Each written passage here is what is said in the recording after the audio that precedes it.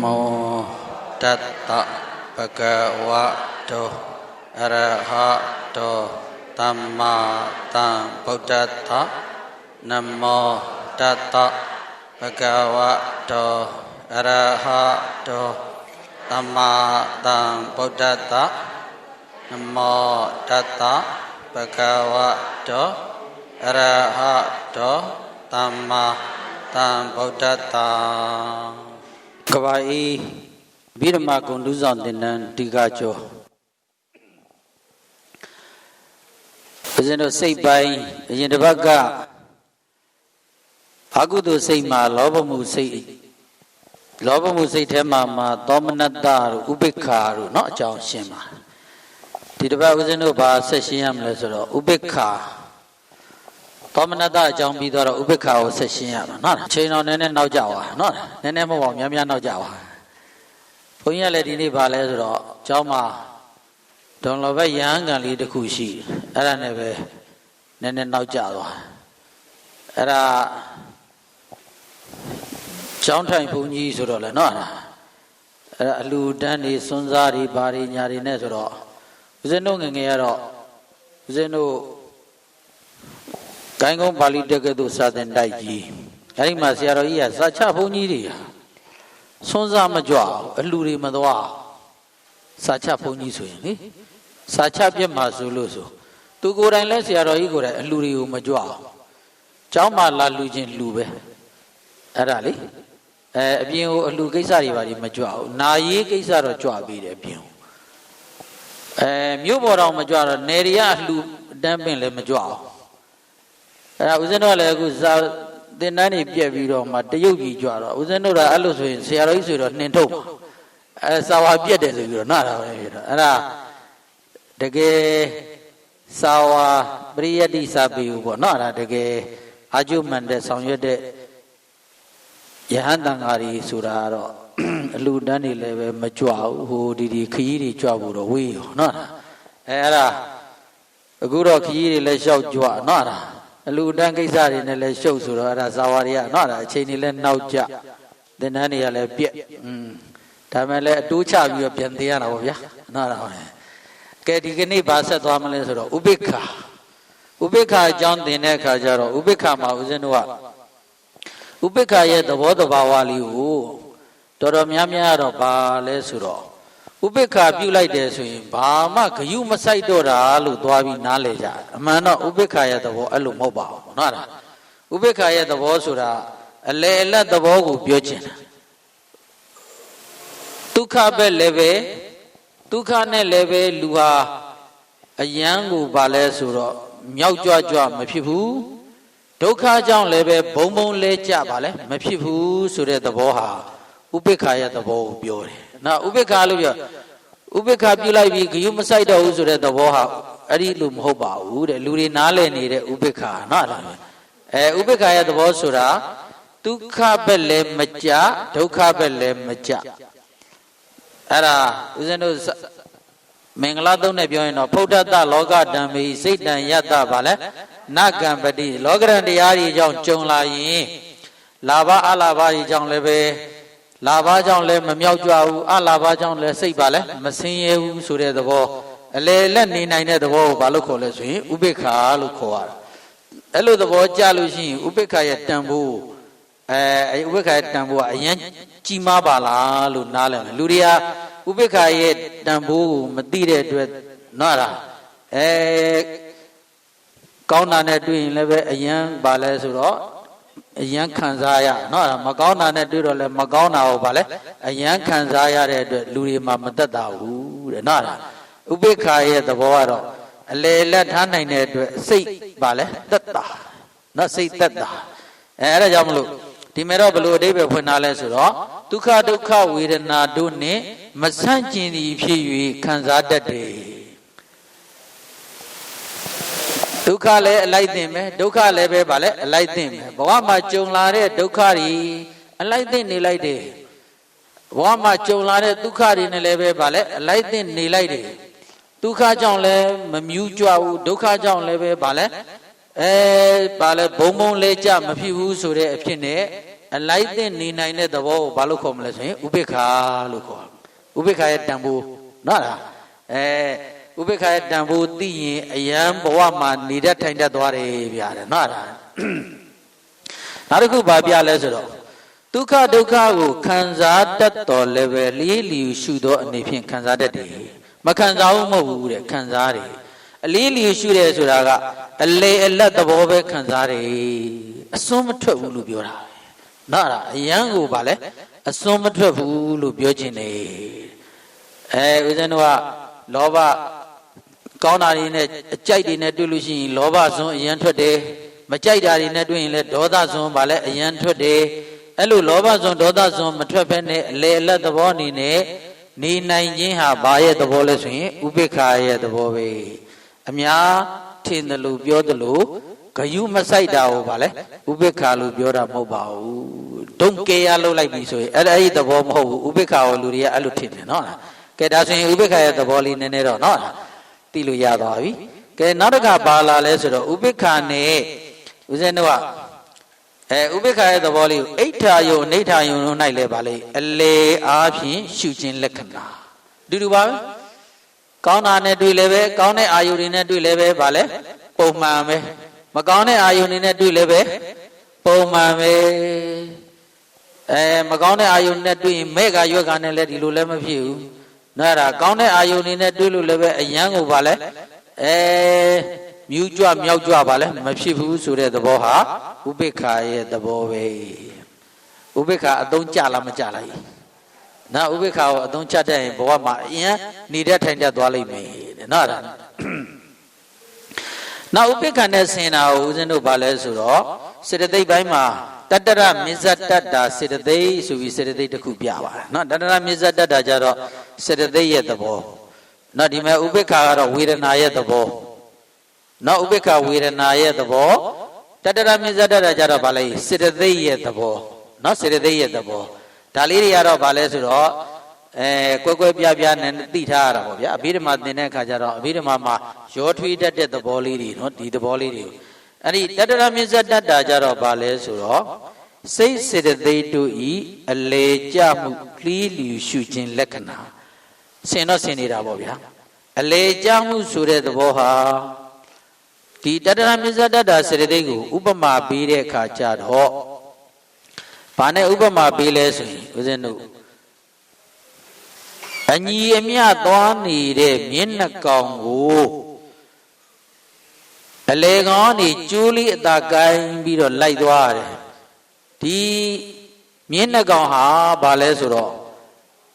ခွာစင်သွားတယ်လို့ခေါ်တာပေါ့ဦးဇင်းတို့နော်နွားတို့မြင်းတို့လဲမှာတက်ထားတယ်ဆိုရင်လေဒီမျက်နှာကောင်နွားနှာကောင်ဟာခွာစင်အညီအမျှသွားနေတယ်ဆိုရင်မောင်းတဲ့လူဟာဘာလဲဆိုတော့အလေကနေကျိုးလေးအသာကိုင်းပြီးတော့လိုက်သွားရုံပဲ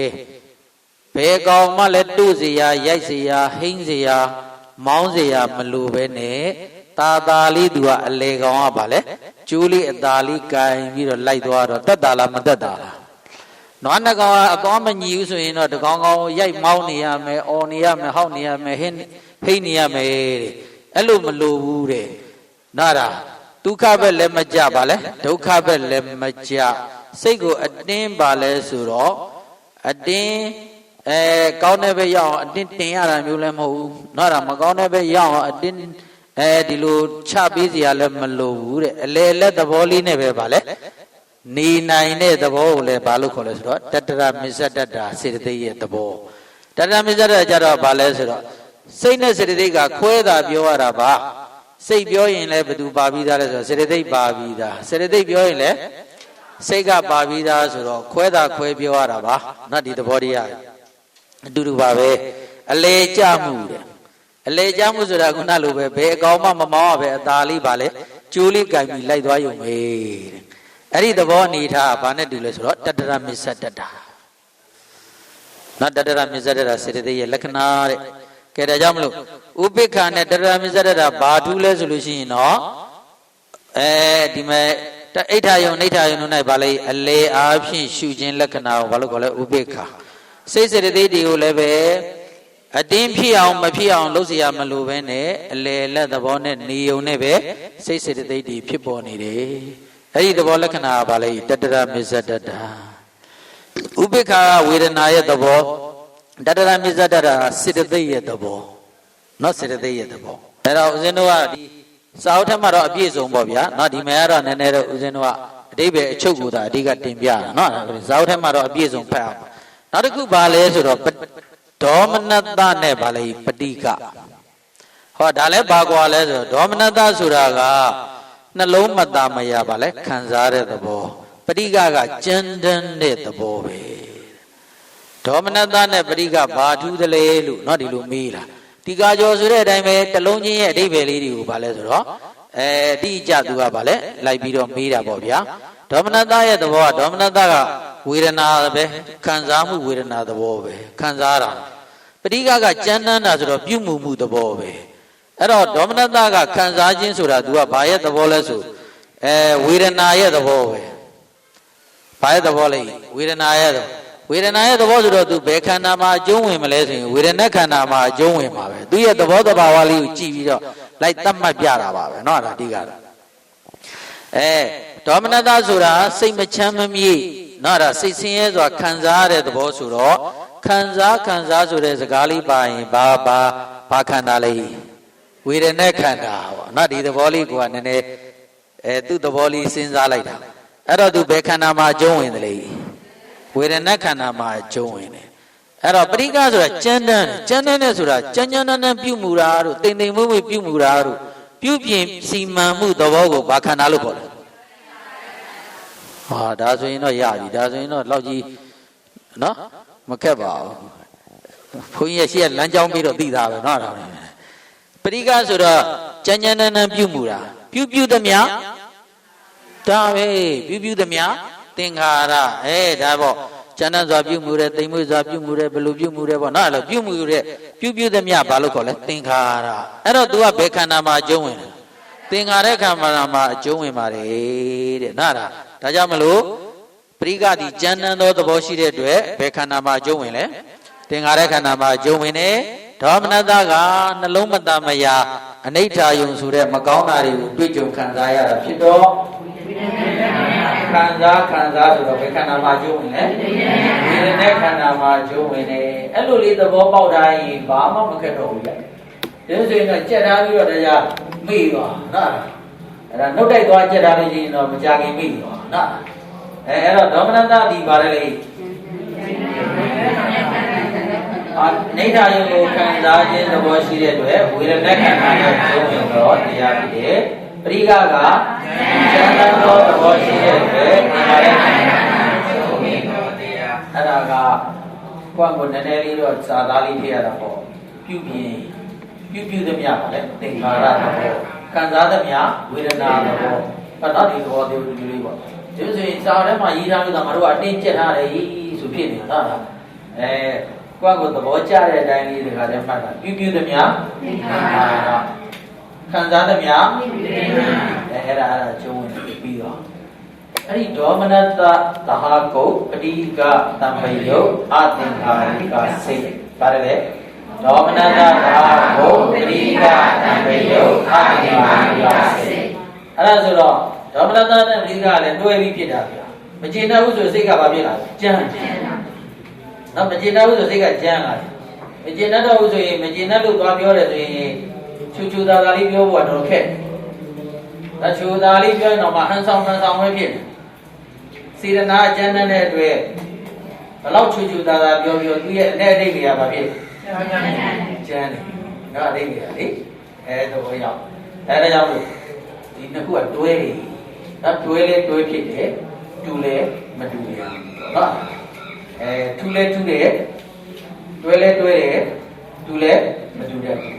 အဲ့တော့အဲ့ဒေါမနတပရိက္ခတွေကဘယ်လိုကြောင့်ဖြစ်ရတာလဲလို့အကြောင်းရှာတဲ့အခါမှာတော့ဒေါမနတပရိက္ခတွေကဘာကြောင့်ဖြစ်ရတယ်လဲဆိုရင်ကိုယ့်ကိုစဉ်းစားကြည့်ရင်လည်းပါလဲဆိုတော့ကိုမလိုချင်တာဒီကိုမနစ်သက်တဲ့အရာတွေနဲ့ကြုံရဆုံးရင်ဘာဖြစ်တယ်လဲဒေါသဖြစ်တာပေါ့နော်ချမ်းချမ်းဖြစ်တာပေါ့ကိုမလိုချင်တဲ့အရာတွေကိုမနစ်သက်တဲ့အရာတွေကိုမကြိုက်တာတွေတွေ့ရကြုံရဆုံးရပြီဆိုရင်တော့ဗါလေဒေါမနတဤပရိက္ခတွေဖြစ်ရပြီ စာအနေနဲ့တော့သိစရာလို့ဒီတိုင်းသိလို့ရလားမရရတာနော်ဒါမှစားတော့ရေးရတာပေါ့ဗျာသိကြအောင်နော်နောက်တစ်ခါဒုံနသပရိကဖြစ်ဖို့အတွက်ဘာတွေအရေးကြီးသေးတယ်လဲဆိုတဲ့အခါကျတော့ဒါကတော့ဉာဏ်ညှိုးဖွဲ့မှုအာဃာတဝတ္ထု9ပါးဒါတော့ကြောက်ပါဉာဏ်ညှိုးဖွဲ့တဲ့အာဃာတဝတ္ထု9ပါးဉာဏ်ညှိုးတွေကအာဃာတဉာဏ်ညှိုးသူနဲ့ငါနဲ့ဉာဏ်ညှိုးရှိတယ်ဘယ်သူနဲ့ကပါလဲဉာဏ်ညှိုးရှိတယ်ပြောကြတယ်မလားအဲ့ဒါအာဃာတဝတ္ထုနော်အဲ့ဉာဏ်ညှိုး9ပါးလို့ခေါ်တယ်ဉာဏ်ညှိုးကဘယ်နှပါးတော့ရှိလဲဆိုရင်9ပါးရှိ9ပါးဘာတွေလဲဆိုတော့တခါတည်းပဲပြောလိုက်မယ်ဆိုလို့ရှိရင်တော့3 3လီ9ပြီနောက်ပိုင်း3 3လီ9ပြီ3 3လီကဘာလဲဆိုတော့ဒီဘက်က3နဲ့ဟိုဘက်က3နဲ့ဒီဘက်က3ကတော့မိမိအကျိုးမဲ့ကိုတဲ့ဒါနဲ့ဟိုဘက်က3နဲ့တွဲမယ်ကာလ3ပါးပဲဟိုဘက်က3ပါးပါလေကာလ3ပါး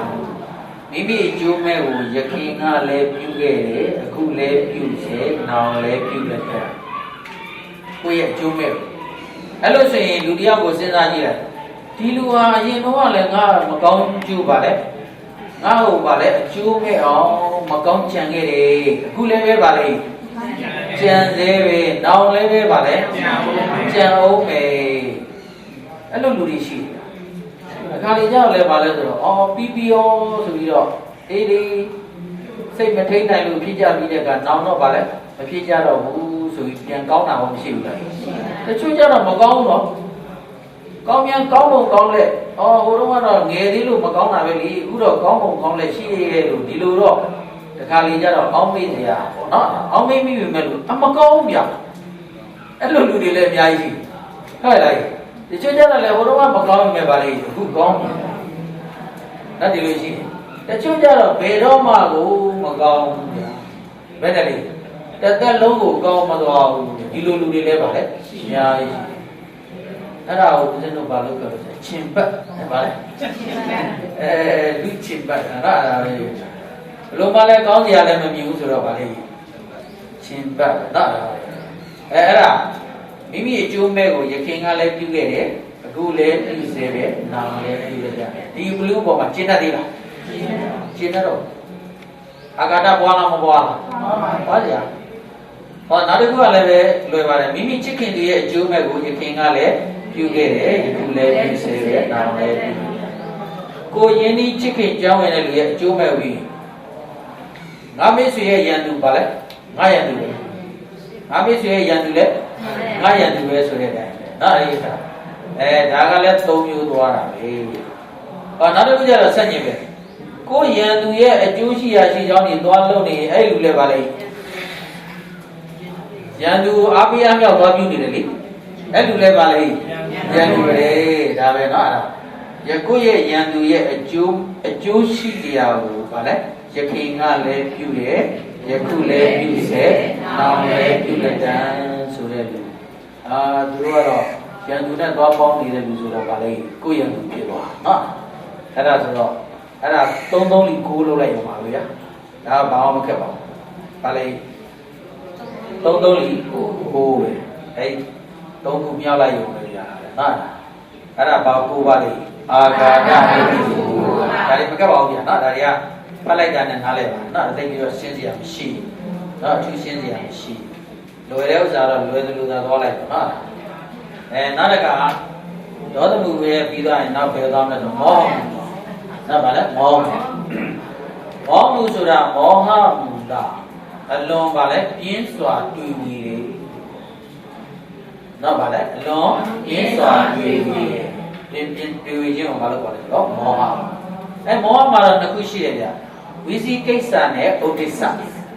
ဥပေက္ခတာကိုဝိသိကိစ္စတံပြုစိတ်တစ်ပါးဥပေက္ခတာကိုဥဒိစ္စတံပြုစိတ်တစ်ပါးလို့ဆိုခဲ့လိုက်နော်အဲ့တော့ဝိသိကိစ္စနဲ့ဥဒိစ္စဝိသိကိစ္စရဲ့သဘောကဘယ်လိုလဲဝီဝီတွေဒုမာတွေပူပန်တွေပင်ပန်းတွေသူရဲ့သဘာဝဝိသိကိစ္စဆိုတာဘာလဲဆိုမဆုံးဖြတ်နိုင်တဲ့အတွက်ကြောင့်မလို့သူကဘာလဲဆိုတော့တွေ့ဝေနေတယ်ဘာလို့မှမသိဘူးဆိုတာတွေ့ဝေနေတဲ့သဘောပဲနော် ယုံမားတွေယုံမားတန်တရားတွေကလည်းဗာလဲများတန်တရားရှိနေတော့ဘာမှမလုပ်လို့မရအောင်တခုခုလုပ်မဲ့ကြံတန်တရားဝင်လာတန်တရားဝင်လာရင်မဆုံးဖြတ်နိုင်တော့ဘူးနော်ပူပန်နေပင်ပန်းနေအဲ့ဒါကဦးဇင်းတို့တခုခုကိစ္စကြုံလာလို့မဆုံးဖြတ်နိုင်လို့ရှိရင်အဲ့ဒီဥစ္စာကြီးကလက်ခက်တင်းလင်းဖြစ်နေပြီးတော့အဲ့ဒီလိုနှိမ့်ဆက်နေတာနော်ဆုံးလဲဆုံးဖြတ်မနိုင်ဘူးကိစ္စကြီးကလည်းရင်ဆိုင်ရမှာဖြစ်နေတယ်ဆုံးလဲမဆုံးဖြတ်နိုင်ဘူးဆိုအဲ့လိုပါလေပူလောင်နေအဲ့လိုအဖြစ်ပြုလေအဲ့ဒါကြလို့ရှိရင်ဦးဇင်းတို့ကဘာလုပ်ရလဲဆိုတော့တကယ်တက်တိနားလဲတဲ့လူနော်အကြံကောင်းဉာဏ်ကောင်းပြီးတတ်တဲ့လူကြီးသူမတွေကိုဖွင့်ပြောပြီးတော့ဗါလဲတိုင်ပင်ရတယ်ဉာဏ်ပညာရှိတဲ့လူတွေကိုဗါလဲတိုင်ဖွင့်ပြီးတော့ပြောပြီးတိုင်ပင်ရတယ်အဲ့လိုတိုင်ပင်လိုက်တဲ့အခါမှာတချို့ကိစ္စတွေကအလွယ်တကူနဲ့ဗါလဲအဆင်ပြေသွားတယ်ဘယ်လိုလုပ်လိုက်လဲမလုပ်လိုက်ပေါ့နော်အဲ့လိုပါလဲဆိုတော့ဒါကြောင့်မလို့ဦးဇင်းတို့ကဗါလဲအလုပ်ကြီးအတိုင်ကြီးလုပ်တဲ့လူတွေမှာသာပါတော့ဗျာစီးပွားရေးလုပ်ငန်းတွေကြီးကြီးမားမားလုပ်တယ်အိန္ဒိယမှာကိစ္စတွေကများတယ်ကိုဆုံးဖြတ်မှုလွဲသွားရင်ဆုံးရှုံးမှုတွေလည်းဗါလဲများသွားမယ်အဲ့လိုအခြေအနေမျိုးတွေမှာဘာတွေခန့်ထားလဲဆိုတော့အကြံပေးတွေဆိုတဲ့ဗါလဲ consultant တွေကိုဗါလဲခန့်ထားရတယ်သူတို့နဲ့ဗါလဲဆွေးနွေးရတယ်တိုင်ပင်ရတယ်အဲ့လိုဆွေးနွေးတိုင်ပင်ပြီးတော့မှအများကောင်းတဲ့ဗါလဲဆုံးဖြတ်ရတယ်ကိုတကောင်းနဲ့မနိုင်ကိုတကောင်းနဲ့မနိုင်လို့ရှိရင်အလိုလိုဗါလဲပင်ပန်းနော်စိတ်ပင်ပန်းပူပန်မှုတွေများတယ်အဲ့ဒါကြောင့်လို့အဲ့အချိန်မှာကိစ္စဝိစ္စမှာလည်းပဲဒီကိစ္စဟာဘယ်လိုလူမျိုးတိုင်ပင်ရတယ်ဆိုတာလည်းရှိသေးတယ်ကိုယ့်ရဲ့ဆိုတဲ့ကိုလောက်မှပါလဲဗာလဲဆိုတော့လို့ပေါ့နော်အဲ့ဒါဟိုမဆုံးဖြတ်နိုင်တဲ့လူသွားတိုင်ပင်ပိုးဆိုးသွားတော့ပိုးဆိုးသွားရှိစိတ်ညစ်လို့မှသူအားကိုးရမလားလို့တိုင်ပင်ပါလေသူပြောလိုက်ပါပဲဗာလဲပိုးဆိုးသွားတယ်ဆိုတာပြောလည်းရှိသေးတယ်အဲ့ဒါအလည်းကိုညံတဲ့ကိုဆုံးဖြတ်ပါဒီလိုကိစ္စမျိုးကြဘသူ့ကိုတိုင်ပင်မှာဒီလိုကိစ္စမျိုးကြတော့ဘယ်လိုလူကိုဗာလဲတိုင်ပင်မှာဒီလိုကလည်းရှိသေးတယ်အဲ့လိုတိုင်ပင်လိုက်ရင်တော့ဉာဏ်ပညာရှိတဲ့လူဟာဉာဏ်ပညာရှိတယ်လို့ဆုံးဖြတ်ပေးလိုက်ဘာလို့လိုက်ဒီအစီအပြီးပါအဲ့ကြတော့ပင်ပန်းမှုတွေပူပန်မှုတွေပါလေရော့ကြဒါကြောင့်လို့ဝိသိကိစ္စသမားကိုဦးဇင်းတို့ကဘာနဲ့နိုင်လဲဆိုတော့ယောဂအလွန်များတဲ့လူနဲ့နိုင်လေဘာနဲ့နိုင်လဲယောဂမျိုးစုံခံစားနေရတဲ့လူနဲ့နိုင်ရင်ယောဂမျိုးစုံခံစားနေရတဲ့လူဟိုတဲ့ဉာဏ်ဤဟူသောစေတမကုဖို့ပါလေခဲရင်းနေအသေးရောနှလုံးရောကြောက်ကပ်ကိုပေါင်းအစာရင်ရောပေါင်းတော့အမျိုးစုံယောဂရဖြစ်နေလို့ရှိရင်နှလုံးစီးပြီးလိုက်အစာရင်ကမခံနိုင်အစာရင်စီးပြီးလိုက်နှလုံးကပါလေမခံနိုင်အဲ့ဒါကြောက်ကပ်ကမခံနိုင်နဲ့အဲ့လိုတွေသွားဖြစ်တော့အဲ့လိုမျိုးစေတမကုကျင်ပါအခုကျင်တယ်လို့ပဲတဲ့ဝိသိကိစ္စတန်တရားများတဲ့လူလိုပဲဉာဏ်ဤဟူသောစေတမကပါလေရှောင်းတချို့ကြတော့လည်းပဲအကြံဉာဏ်ပြီးတယ်လို့လုပ်တယ်တချို့ကြတော့လည်းပဲဒီလိုအကြံပေးရင်ဟိုလိုဖြစ်ပြန်ဟိုလိုအကြံပေးရင်ဗာလဲဒီလိုဖြစ်ပြန်တယ်အဲ့ဒါမရဘူးဆိုတော့အဲ့လူကနောက်တော့အကြံမပေးတော့ဘူးကွာဆိုပြီးတော့နော်အဲ့လိုလဲရှောင်တတ်တယ်တဲ့အဲ့ဒါကပါလဲဆိုတော့ဝိသိကိစ္စရဲ့လက်သဘောဒီကကြောကဘယ်နဲ့လဲဒီကကြောရဲ့သဘောကနော်တလုံးချင်းဟာတော့အများကြီးလေးတက်ပါစဉ်းစားရနော်စဉ်းစားကြည့်ကဲဝိသိကိစ္စသဘောဒီလောက်ပဲထားပါတော့နော်စာအုပ်ထပ်ပါလဲအပြည့်စုံဖတ်တာပေါ့နောက်တစ်ခုကဗာလေဥဒိစ္စအလွန်တုံ့တယ်ပြန်လို့လူဥပမာလေးပြီးတော့ပြာဘုံကေကြထောင်းထောင်းတာသူကြတဲ့အခါကျတော့ပြန်လို့ရင်ဘာမှစူးစီးလို့မရဘူးဘာတစ်ခုလုပ်မယ်လို့ဆုံးဖြတ်ချက်လည်းမရဘူးပြန်လို့နေတာเนาะအရာအမျိုးစုံပြန်လို့နေတဲ့အခါကျတော့စူးစီးမှုဘာမှမရဘူးစူးစီးမှုဘာမှမရလို့ရှိရင်ဘာမှလုပ်လို့လည်းမရတော့ဘယ်နဲ့လဲဘုဒိစ္စရဲ့တော့အဲ့ဒါပြာဘုံခဲကြထောင်းထောင်းတာပြန်လို့ပြန်လို့နေတုံလို့တယ်ဒီအတွက်ကြောင့်မလို့သူကလည်းပဲပါလဲဆိုတော့မောဟတာအလွန်ပြင်းစွာပါလဲပြီးပြီအဲ့ဒါပြန်လို့နေတဲ့စိတ်ကိုမပြန်လို့နဲ့လို့ပြောလို့ရလားမရပါဘူးပြန်လို့ရမပြန်လို့ရအောင်တော့ဘယ်လိုလုပ်ရလဲကမ္မဋ္ဌာန်းအာယုတစ်မျိုးတည်းမှာပါလဲစိတ်ကိုချထားပြီးတော့ဒီကမ္မဋ္ဌာန်းအာယုကမလွတ်အောင်ပါလေလေ့ကျင့်ရတယ်ကမ္မဋ္ဌာန်းအာယုကမလွတ်အောင်လေ့ကျင့်ပြီး lý chi nhị rồi lấy về xây hà bà bị biển thuận đó là đi mi ai dùng gì nó là giao rồi ấy lúc giao đó là gì bà đây rồi ốp sao anapana này nào đi mà về mình sẽ có ní lúc khai ní thế nào ní bị bà đây đi biển cái khác biển mi rồi khôi này biển giao là biển này nóc biển bà đây đi biển này rồi anh đã bị đuổi đâu rồi mình sẽ ốp sao đâu đó ấy ốp sao thì nếu ông rồi đi ăn mà cầm thân cho nhiều rồi mà đó sẽ có cha nhiều mà đi à bà nếu ông đâu ốp sao cô san đi vào đây mà lấy nếu ông đâu vào đây cái ara rồi đó bà lấy mỏ ham bù xây bà lấy mình sẽ cái sao này ốp sao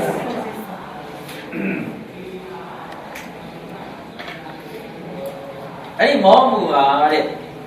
Upikata go Odessa Visikesa Samyusi Saba Upikata go Odessa Samyusi Saba Mõ mu sinh năm ba long hà bảo vệ na lẽ Upikha bảo vệ na lẽ Upikha vệ naဖြစ်ပါလေဘာလို့Upikha vệ naဖြစ်တယ်လဲနော်Upikha vệ naဖြစ်တယ်လဲဆိုတဲ့အခါကျတော့မောမှုတွေမှာဝိသိကိစ္စရဲ့သဘောကိုဦးဇင်းတို့ကစဉ်းစားကြည့်လိုက်တဲ့အခါကျတော့ဝိသိကိစ္စသည်ခုနပြောတော့ဗါလဲတွေးဝေနေတဲ့သဘောဆိုတော့တွေးဝေနေပါတယ်ဆိုရင်ဦးဇင်းတို့ကဘာတစ်ခုခုအာယုံပေါ်မှာနှစ်ကာရှိမလဲရှိအာယုံတစ်ခုပေါ်မှာနှစ်ကာရှိတယ်ဆိုတော့ဒီအာယုံပေါ်မှာသဘောကျရဲဆိုတဲ့အနေနဲ့စူးစိုက်လိုက်မှသာဘာဖြစ်လဲဒေါမနတသဘောဖြစ်တယ်နောက်ဒေါမနတသဘောဖြစ်တယ်ဟောပြောင်းပြန်မချိုက်ဘူးဆိုတဲ့အာယုံတွေးလိုက်ရင်လည်းဗါလဲမချိုက်ဘူးလို့ဆုံးဖြတ်ရင်လည်းဒေါမနတဝေဒနာအခုကဗါလဲတွေးဝင်နေတယ်ဆိုတဲ့အခါကျတော့ကြိုက်တယ်လည်းမဟုတ်မကြိုက်တယ်လည်းမဟုတ်ဆိုတဲ့အခါကျတော့ဒေါမနတရဲ့လူလည်းမဖြစ်လားဒေါမနတရဲ့လူလည်းမဖြစ်လားဘာဝေဒနာပဲဖြစ်နိုင်လဲဆိုတော့ဥပိ္ပခဝေဒနာပဲဖြစ်တယ်သူရဲ့သဘာဝဒါသဘာဝလေးတွေကိုစဉ်းစားတာပါပဲဒီဓမ္မဆိုတာကနော်သူရဲ့ဖြစ်တတ်တဲ့သဘာဝလေးတွေကိုစဉ်းစားကြည့်လိုက်လို့ရှိရင်ဒါပေါ်ထွက်လာတာပါပဲနော်ဟာဟုတ်တယ်ဝိသိကိစ္စဆိုတာမဆုံးဖြတ်နိုင်တွေ့ဝေးနေတာတွေ့ဝေးနေတဲ့အတွက်ကြောင့်မလို့ဒါကောင်းတယ်လို့သူဆုံးဖြတ်တာမကောင်းလို့လည်းမဆုံးဖြတ်အဲ့လိုမဆုံးဖြတ်တဲ့အတွက်ကြောင့်မလို့ကောင်းတယ်လို့ဆုံးဖြတ်ရင်တော့ဒေါမနတဝေဒနာဖြစ်နိုင်တယ်မကောင်းလို့ဆုံးဖြတ်ရင်တော့ဒေါမနတဝေဒနာဖြစ်တယ်ဟုတ်လားလူမှာအဲ့ဒီလိုဆုံးဖြတ်နိုင်ခြင်းမရှိတော့ဘူးဆိုလို့ရှိရင်တော့ဒုက္ခတို့ဒုက္ခတို့ဒေါမနတတို့ဒေါမနတတို့ပါလေမဖြစ်လာတော့မိုက်တယ်ဟိခါကြတော့ပါလေကောင်းတဲ့အာယုတစ်ခုတည်းတော့မိုက်တယ်ဟိဆိုတာဘာလို့လိုက်တာလဲကောင်းတယ်လို့သူဆုံးဖြတ်တယ်ဆုံးဖြတ်လိုက်တဲ့အတွက်သူ့မှာဘာဝေဒနာဖြစ်နေလဲသူကမိုက်တယ်လို့လည်းသူမဆုံးဖြတ်မမိုက်ပါဘူးကွာလို့လည်းသူပါလေမဆုံးဖြတ်တဲ့အတွက်သူကဘာလဲဆိုတော့ဖြစ်တာမိုက်တယ်လို့ဆုံးဖြတ်လိုက်ရင်တော့ဒေါမနတဖြစ်မမိုက်ပါဘူးကွာလို့ဆုံးဖြတ်ရင်လည်းဒေါမနတဖြစ်ခုသူဆုံးဖြတ်တာဘာဝေဒနာပဲဖြစ်ဒါပဲဒီကကြောရဲ့သဘောကတော့ဒါလေးပါပဲအဲ့လိုလေးတွေလိုက်ပြီးစဉ်းစားပြီးတော့နော်ဘာဖြစ်နိုင်တဲ့အတွက်ပြောတယ်နောက်တစ်ခုဩဒိစ္စမှာလည်းတုံလို့ပြန်လွင့်နေတဲ့အတွက်ကြောင့်မလို့တဲ့တုံလို့ပြန်လွင့်နေတဲ့အတွက်ကြောင့်မလို့တဲ့ဘယ်အာယုံပေါ်ရလို့လည်းသူပါလေဘာမှဒေါမနတလည်းဒေါမနတလည်းသူပါလေမဖြစ်နိုင်ဘူးသူပြန်လွင့်နေတာဘယ်တစ်ခုပေါ်မှာမှအာယုံကတိတိကျကျပါလေမရောက်တဲ့အတွက်ကြောင့်မလို့သူလည်းပဲဒုက္ခလည်းမဖြစ်နိုင်ဒုက္ခလည်းမသောနာဒေါမနတဘာမှလည်းသူလည်းမဖြစ်နိုင်ပါဘူးတဲ့ဒါကြောင့်မလို့သူလည်းပဲပါဝေဒနာပဲဖြစ်ရတယ်ဥပိ္ပခဝေဒနာပဲဖြစ်ရတယ်တဲ့နဲ့လေဒီကကြောဆိုတာတော့သဘောကျအောင်သွားနော်သဘောပေါက်တဲ့သဘောကျတဲ့အနေထားရောက်စဉ်းစားစာအုပ်မှတ်ထားပြီးတော့ဆိုတော့ဒီကကြောရောက်ဒီကကြောဘာချက်မှလည်းမသိဘူးရိုးရိုးမှဒေါသမစိနှစ်ပါးဆိုနှစ်ပါးချက်ထားလိုက်ကြမှတ်ထားလိုက်တယ်ဒါလွယ်ဒီကကြောတော့ဘာချက်မချက်မှလည်းမသိဘူးဘာကြီးမှလည်းမသိဘူးလို့သူကနော်တချို့ပြောဒီကကြောကျတော့နားလေသဘောပေါက်ဖို့အဓိကပါလေစဉ်းစားရတဲ့စာဖြစ်သွားတယ်နော်မှတ်တာလည်းမှတ်ရတော့နော်မှတ်အဲ့တော့မောမူရိယဘာကြောင့်ဥပိ္ပခဖြစ်ရတာလဲဥပိ္ပခတစ်မျိုးတည်းဖြစ်ရတာလဲလို့မင်း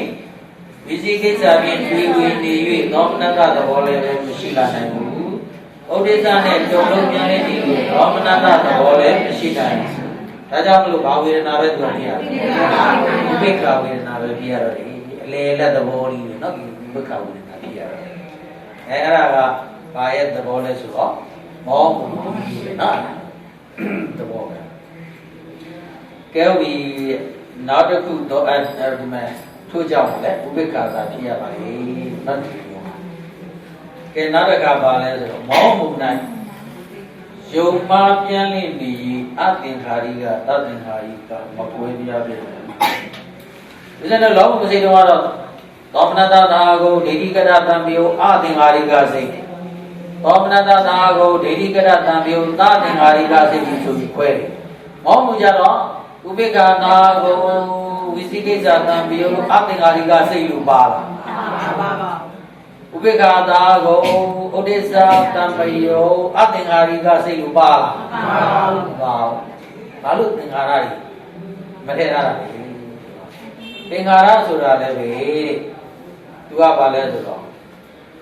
alulu thet tan na ne alulu ma thet tai tong ma thet tan alulu thet tan na ne tai tong ma thet tu sa ka twi wi pian lwin ni de so ma do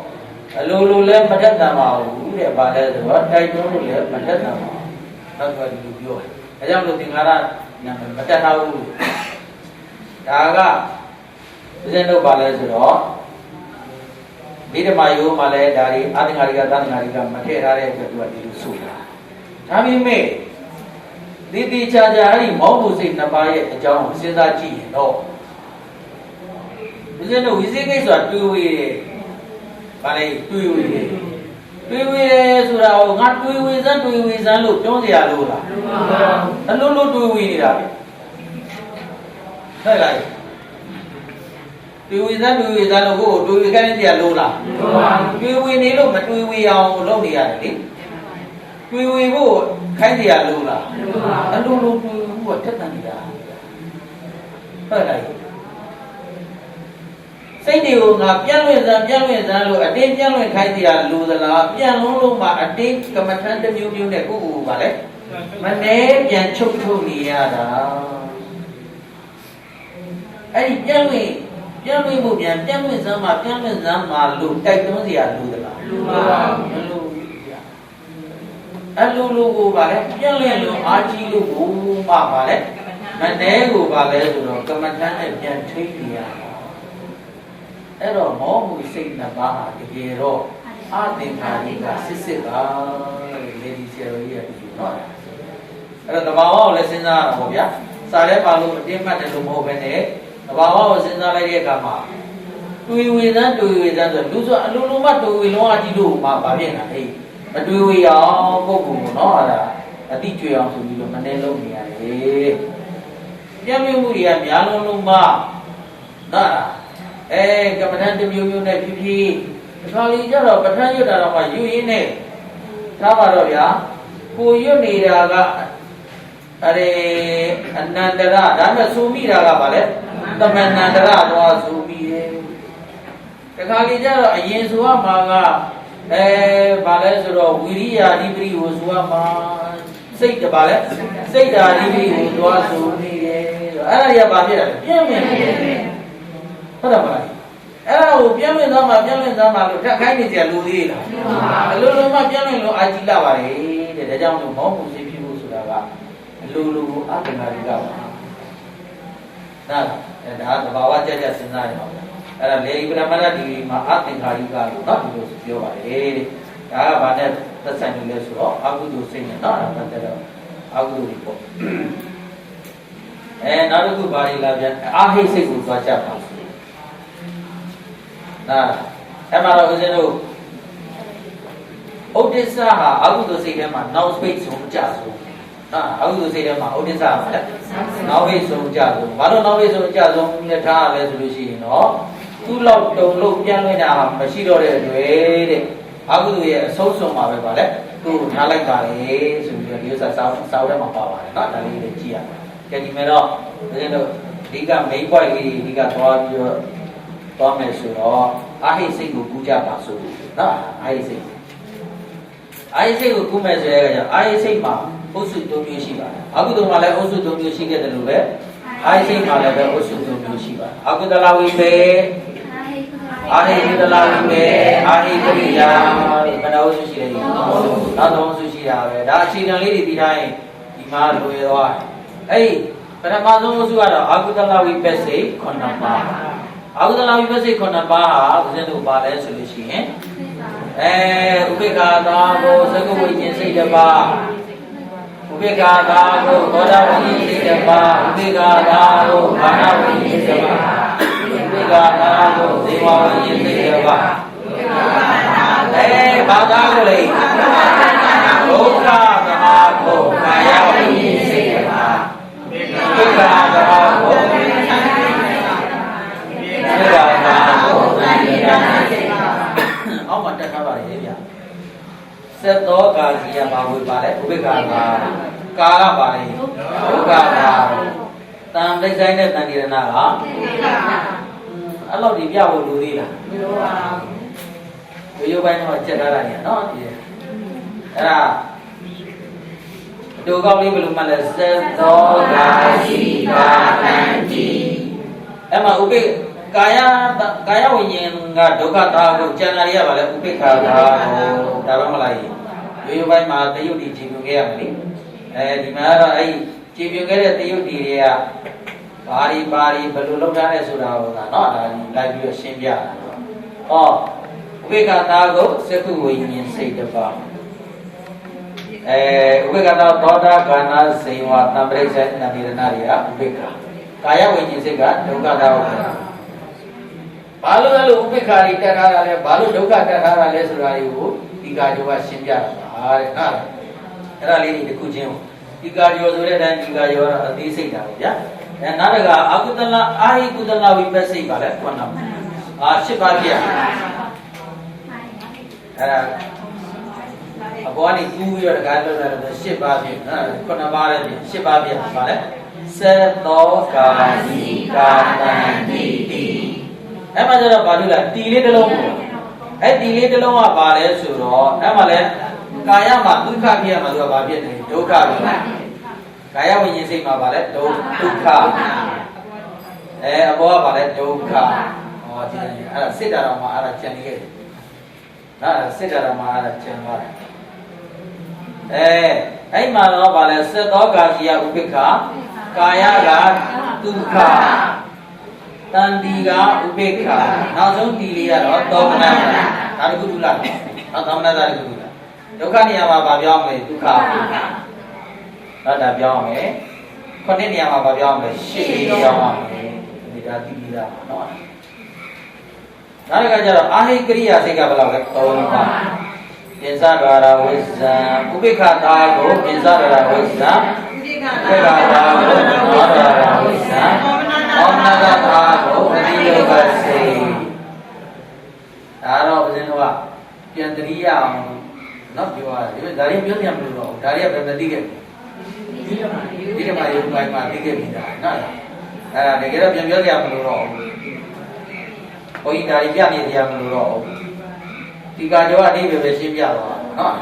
ဒါမဲ့လည်းမြင်သာထင်သာအောင်လို့ပေါ့ဗျာဒီခေတ်ကလည်းဘာရှိမှဆိုတော့မြင်သာထင်သာရှိမှဆိုတော့နော်မြင်သာထင်သာရှိအောင်လို့ transparency ရှိအောင်ဆိုရင်ပြောပြနော်ကဲဟုတ်ပြီဒါကတော့ရိုးရိုးပိုင်းရအောင်ပြလိုက်တာဘာမှမထူးဘူးအဲ့ဒီမှာကခုနအကုသလဝိပဿိ9ပါးမှာဥပိ္ပခာတာကိုသက္ခုဝိညာဉ်စိတ်တစ်ပါးဥပိ္ပခာတာကိုတွေကတော့တောက်လျှောက်ပါနေတော့သူကတော့ထူးရှင်းကြရမလို့ရှင်းမဥပိ္ပခာကြောင့်ပြောခဲ့ပြီ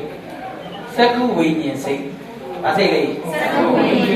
သက္ခုဝိညာဉ်စိတ်လေးမှာဦးဇင်းတော်ဘာလို့တကအဓိကပြောရမလဲဆိုတော့သက္ခုဝိညာဉ်စိတ်လေးအကြောင်းပြောဥပိ္ပခာတာကိုပြောခဲ့ပြီနော်သက္ခုဝိညာဉ်စိတ်ဆိုတော့သက္ခုဝိညာဉ်ဆိုတာဘာကိုပြောချင်တာလဲတဲ့နော်သက္ခုဝိညာဉ်စိတ်ဆိုတာသက္ခုဝိညာဉ်ကိုမပြောသေးဘူးသက္ခုလေးကဘာလဲဆိုရင်သက္ခုပတာဒသက္ခုဆိုတာဘယ်လိုပြောလဲသက္ခုပတာဒလူတိုင်းရဲ့မျက်လုံးထဲမှာမျက်နှာဝန်ရဲ့အလေကောင်တဲတဲ့မှာတဲ့သံကောင်းပမာဏရှိတယ်အခြေတည်းယုတ်ကြီးရှိပါတယ် အဲ့ကြည်တဲ့ရုပ်လေးကမြင်တရားရှိတာတွေကိုဗါလဲမြင်ရပုံရိပ်တွေကိုဖမ်းတာပုံရိပ်တွေကိုဗါလဲဖမ်းနိုင်တာအဲ့ဒီကြည်တဲ့ကဖမ်းတာအဲ့ဒီသက္ကုပ္ပဇာရကိုမှီပြီးတော့မှဦးဇင်းတို့ကမြင်စိတ်ဆိုတာဖြစ်တယ်။ဘာစိတ်ဖြစ်လဲ။မြင်စိတ်ဆိုတာဖြစ်တယ်။အဲ့ဒီစိတ်ကိုဦးဇင်းတို့ကဘာလို့ခေါ်လဲ။သက္ကုဝိညာဉ်စိတ်လို့ခေါ်လိုက်တာ။ဘာကိုမှီပြီးတော့သက္ကုပ္ပဇာရဆိုတဲ့မျက်စိအကြည့်တဲ့လေးတွေကိုကြည့်တဲ့ကိုမှီပြီးတော့မှဖြစ်လာတော့စိတ်ကိုဘာစိတ်လို့ခေါ်လဲ။သက္ကုဝိညာဉ်စိတ်လို့ခေါ်လိုက်တာ။အဲ့တော့မိမိရဲ့မျက်စိအခုမျက်စိနဲ့ဘောမှာရေးထားတဲ့စာတွေကိုကြည့်လားမကြည့်လားကြည့်ပါတယ်အဲ့ဒီစာတွေကိုမြင်ရလားမမြင်ရလားမြင်ရပါတယ်မြင်တော့သိလားမသိလားသိပါတယ်အဲ့ဒါသက္ကုဝိညာဉ်စိတ်မြင်သိစိတ်အကယ်မျက်စိမကောင်းဘူးမျက်စိအကြည့်တဲ့ပြက်နေတဲ့လူတဲ့ဘောရေးထားတဲ့စာမြင်ရပါမလားမြင်ရပါဘူးမြင်ရတဲ့အတွက်သူမြင်စိတ်ဖြစ်နိုင်မလားဖြစ်နိုင်ပါဘူးမဖြစ်နိုင်ဘူးနော်အဲ့တော့အကြောင်းတရားပြန်ကောက်လိုက်တဲ့ခါကျတော့အကြည့်တက်ကောင်းလို့မြင်တရားဥပါယုန်တွေကိုမြင်ရတယ်မြင်တဲ့အခါမှာမြင်သိစိတ်ဆိုတာပေါ်လာတယ်နော်ဒါသစ္စာပြရဲ့တရားဆိုတာလည်းပဲအကြောင်းတရားကိုရှာတာနော်အကြောင်းတရားရှာဒါကြောင့်မလို့မမြင်တဲ့ရာတွေ့တော့ကပါလေပမာသူကံဒီကံလို့ဒီလိုက်အဘုဒ္ဓဖြစ်မှာဆိုမမြင်တယ်လို့ဒီလိုက်မမြင်ရရင်ကိလေသာသူ့လိုလိုပါလဲငြိမ်းပါတယ်တတ်လို့ဆိုတာအဲအောက်သူဖြစ်မဲ့ယာယီသွားကြည့်မိအောက်သူဖြစ်တာပေါ့ဗျာကုသိုလ်ဖြစ်မဲ့ယာယီကြည့်မိရင်လည်းကုသိုလ်ဖြစ်တာပေါ့ဗျာဒါမဲ့လောကမှာကုသိုလ်ဖြစ်စရာနဲ့အောက်သူဖြစ်စရာဘယ်ဟာများအောက်သူဖြစ်စရာများတဲ့အခါကျတော့မျက်စိကန်းနေတာကောင်းလားမကောင်းလားကောင်းပါဘူးဟမ်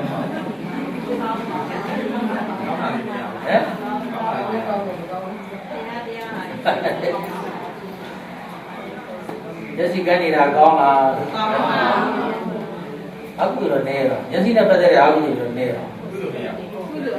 တရားဒါပေမဲ့ဘုရားပြောတယ်ဗျာလူတစ်ယောက်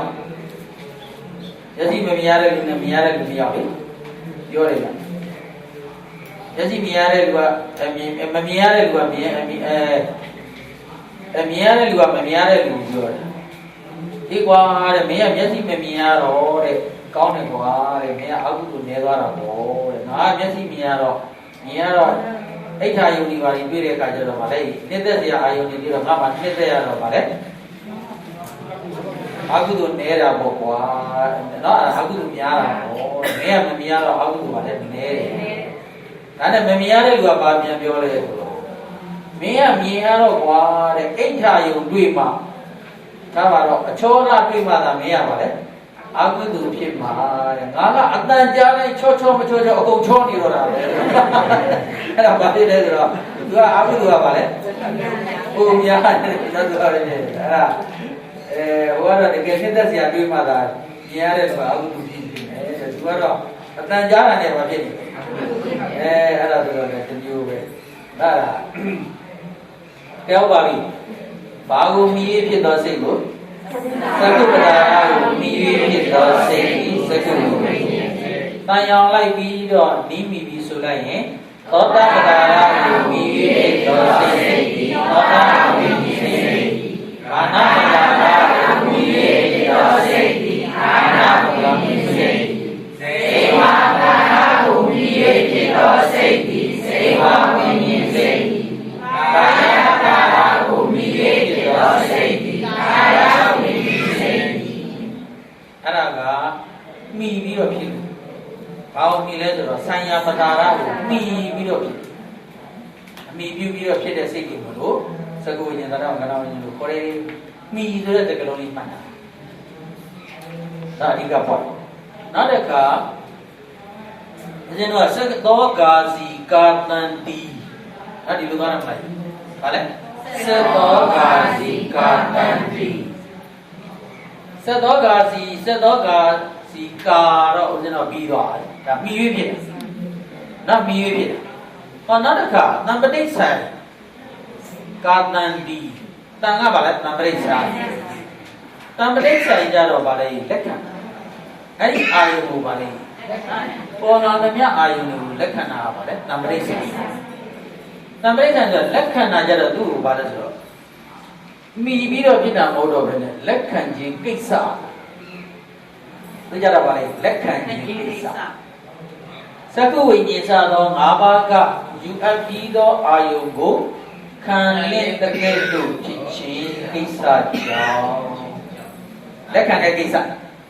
ဒီကတော့ဘာလဲလက်ခံတဲ့ကိစ္စကြောင့်သူ့ကိုဘာလို့ခေါ်လဲတံပရိသန်အဲ့မှာဒီတဲ့လက်သေးကိုလေးပြရဲအပေါ်မှာမိရွေးဖြစ်တာဒီကြတာဗါလဲကိစ္စသူလုပ်တဲ့ကိစ္စအပေါ်မှာမိပြီးတော့သူ့နာမည်တက်အပေါ်မှာမိပြီးတော့ဖြစ်တာကိုကြည့်ပြီးတော့နာမည်တက်ဟုတ်ပြီနော်ဒီစားလေးဘာလို့မိပြီးတော့ဖြစ်တယ်ဆိုတဲ့ဥစ္စာမိယာကိုအကြောင်းပြုပြီးတော့နာမည်တက်တာဒီကြတာဗါလဲသူဆောင်ရွက်တဲ့ကိစ္စလက်ခံတဲ့ကိစ္စစူးစမ်းတဲ့ကိစ္စသူရဲ့ကိစ္စကိုအကြောင်းပြုပြီးနာမည်တက်တာဟောနာမည်ပေးတဲ့နေရာမှာပေါ့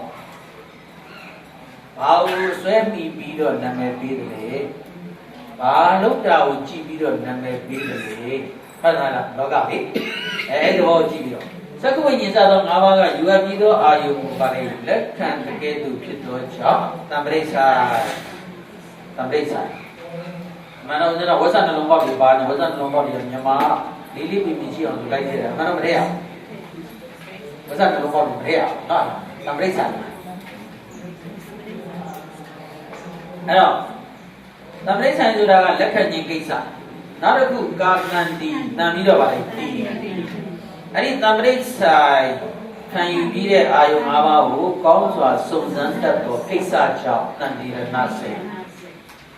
သူဆောင်ရွက်တဲ့ကိစ္စကိုကြည့်ပြီးနာမည်ပေးတာတဲ့တံပရိစ္ဆာနဲ့တန်တိရဏကဆောင်ရွက်တဲ့ကိစ္စကိုကြည့်ပြီးနာမည်တက်ပေးတာအပေါ်က၅ခုကမိယာဆွဲမိယာကိုအကြောင်းပြုပြီးတော့ဗါလဲနာမည်တက်တာလောကမှာနာမည်ပေးတာရှိတယ်လေသူကဘာလုပ်တဲ့လူဆိုသူက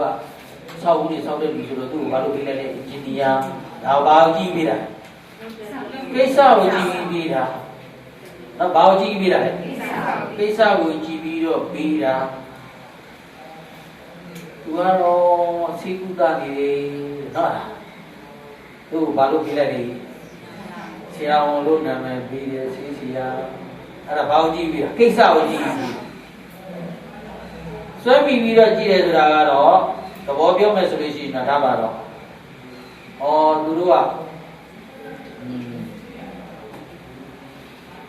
သူတို့ကဝန်မျိုးရိုးဆိုရင်ဗါလဲနောက်ကဘာကြီးတဲ့နာသူတို့ကဘာလဲဝန်မျိုးရိုးနောက်ကဘာမျိုးရှိတယ်လီအဲ့လိုပေါ့နော်အဲ့ဒါရိုးရိုးကိုအမိပြုပြီးဆွဲမိပြီးတော့မဲ့တဲ့နာမည်ကြီးလည်းမရှိဘူးလားရှိပါတယ်အဲ့လိုပဲပေါ့ဗျာနော်ဒါပြောချင်တာ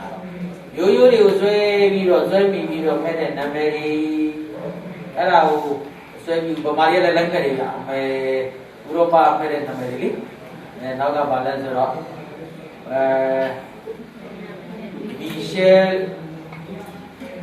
မီရှယ်ကလည်းဗါလေအိုဘားမားနဲ့ရတာဗါလေမီရှယ်အိုဘားမားကြီးတော့သူသမီးတွေလည်းဒီလိုပဲနောက်ကပါမောဗျာနားတာလည်းအဲ့လိုဗါလဲဆိုတော့ရိုးရိုးဆွဲပြီးတော့လိုက်နောက်ကလိုက်ခဲ့တာတွေကဆွဲပြီးတော့ပြီးတဲ့ဗါလေအမီတွေပြောမှာပေါ့ခုနအလုတ်ကိုက်ဆောင်ရွက်တဲ့ကိစ္စကိုအကြောင်းပြုပြီးမဲ့တဲ့နာမည်ကြတော့ကိစ္စကိုအကြောင်းပြုပြီးတော့ဗါလေပြီးတဲ့နာမည်ပေါ့အဲ့ဒီအကုသလယုစိတ်ခုနမှာရှေ့၅ပါးကဆိုင်ရာ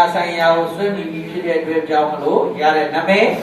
နောက်တစ်ခုတံပရိစ္ဆာနဲ့တန်တိရဏကတော့ဆောင်ရွက်တဲ့ကိစ္စအပေါ်မှာပြီးပြီးတော့ရရှိတဲ့နာမည်ဒါကြောင့်မလို့မိယာကိစ္စအပြင်9ပါးဖြစ်နေတာမိယာအကြောင်းအပြင်9ပါးကိစ္စအနေနဲ့က2ပါးဒါကြောင့်မလို့အကုသလယုစိတ်9ပါးဖြစ်ပါတယ်လို့ဘာလို့အကုသလယုစိတ်9ပါးဖြစ်တာလဲဆိုရင်မိယာကိုအကြောင်းပြု၍5ပါးကိစ္စကိုအကြောင်းပြု၍2ပါးအဲ့ဒါလေးပါအဲ့လိုဒီထုတ်ကြည့်ရတာဒီကကြောချက်ရင်ဘာလေးပါလေဒါကြီးရအောင်နားလားသုပ္ပဒါရဆိုင်ဆိုမိယာတံပိသန်ဆိုင်ဆိုကိစ္စလို့ရစွမ်းဖြင့်9ပါးပြပါသည်ဆိုတော့စာလိုကြီးဖြစ်နေတော့ဘာလေးလဲလို့အောင်မိတာတွေကနော်အခုတော့နည်းနည်းရှင်းသွားချက်စရာလိုသေးလားပါလ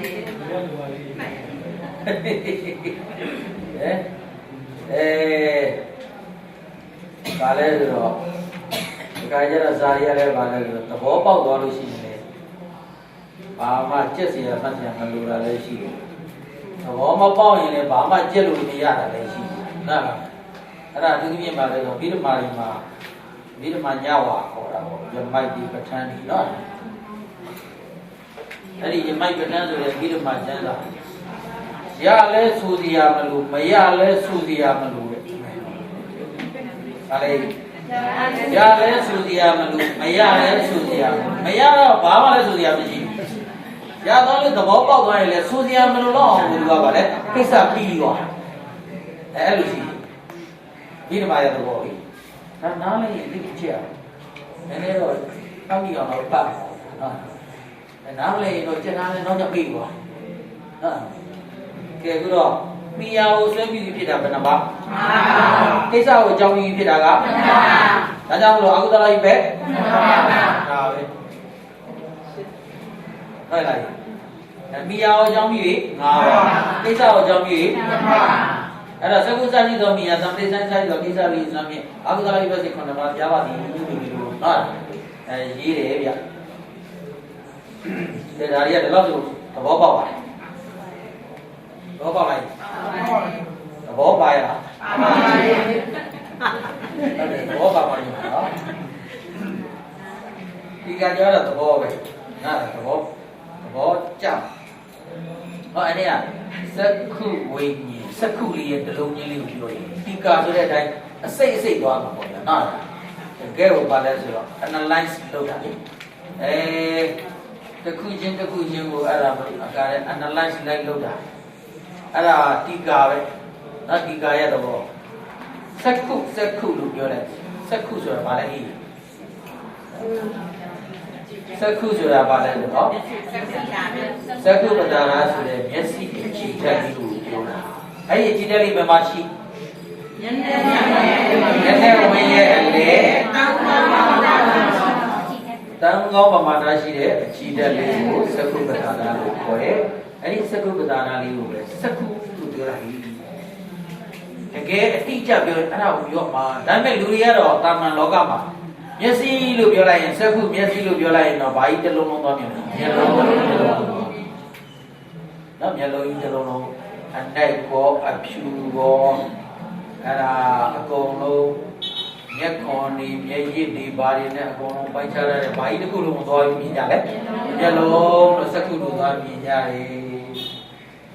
အဲ့ဒါကဥပ္ပစာအဖြစ်ယူရတာပါတဲ့စက္ခုတန်တိုင်းတော့ကမျက်မှောင်ရုပ်ဖြင့်ပိုင်းခြားသောအသားဆိုင်ကြီးအလုံးကြီးတစ်ခုလုံးကိုဘာလို့ခေါ်လဲမျက်စိလို့ခေါ်ကြတယ်တကယ်တော့ခေါ်မှာပါလေအကြည့်တဲ့နာဟုကောင်းပမာဏတော့ရှိတာလေးလို့ဒါခေါ်ရတာသို့တော့လောကခေါ်နေတာကတော့မျက်လုံးကြီးတစ်လုံးလုံးပါပဲအဖြူတွေရောအနက်တွေရောအလုံးကြီးတစ်ခုလုံးကိုပါလေမျက်စိလို့ခေါ်ကြတာစက္ခုအကြောင်းပြောရတယ်နော်ဟောဒါပဲလားဆိုတော့မဟုတ်သေးဘူးစက္ခုဆိုတာဘာလဲဟိထပ်ပြီးတော့အဓိပ္ပာယ်ပြောပြန်တယ်ခုနကတရားဝတ္ထုကိုယူတဲ့ဥစ္စာကိုပြောတယ်ဒီတစ်ခါကျတော့ဘာလဲဆိုတော့အဓိပ္ပာယ်ဖွင့်ဆိုချက်ကိုပြောမယ်အဓိပ္ပာယ်ဖွင့်ဆိုချက်မှာစက္ခု၃မျိုးတောင်ပြောတယ်ဗျာတစ်မျိုးတောင်မနဲ့မှတ်နေရတော့၃မျိုးကြီးတောင်ပါနော်ဒါပေမဲ့မခက်ပါဘူးဗျာသူအဆင့်နဲ့ဒီမှတ်ပါနော်စက္ခုဘာပြောချင်လဲစက္ခုဆိုတာဟိတဲ့ဝိညာဉ်ရဲ့တရားဖြစ်တယ်ခုနမိတယ်လို့ပြောတာမလားဘယ်လိုမိလဲစက္ခုပဒါရလေးကိုမိအဲစက္ခုပဒါရလေးကဘယ်သူရဲ့မိရလဲဝိညာဉ်ရဲ့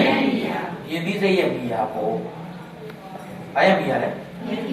ယဉ်ပြီးစိတ်ဆိုတဲ့စက္ခုဝိညာဉ်ရဲ့ဗာလဲမိရညီညွတ်ပြီးမညီညွတ်ပြီးကိုပြောကြားတဲ့ကဲ့သို့ဖြစ်သောကြောင့်အဲ့ဒါဘာပြောချင်တာလဲဒါပါတော့ဗျာတဲ့ဒါကတော့ဦးဇင်းတို့ကဒါပါတော့ကိုလက်ခုံမွေးတွေဆွဲမယ်နှုတ်ခမ်းတွေဆိုးမယ်ဘိတ်ကတ်တွေလိမ့်မယ်လိမ့်ပြီးတော့ဗာလေမှန်ထဲမှာကြည့်မယ်အစင်ပြေလားမပြေလားအဲ့ဒါဗာလေညီညွတ်ပြီးမညီညွတ်ပြီးအဲ့ဒါဘယ်သူကပြောပါမျက်စိရပြောတာအဲ့ဒါဘယ်သူကပြောတာလဲမျက်စိရှိမှပြောလို့ရမှာလေမျက်စိကန်းတဲ့လူကအဲ့ဒါကြီးပြောနိုင်မှာမလားပြောနိုင်ဘူးဟုတ်တယ်မလား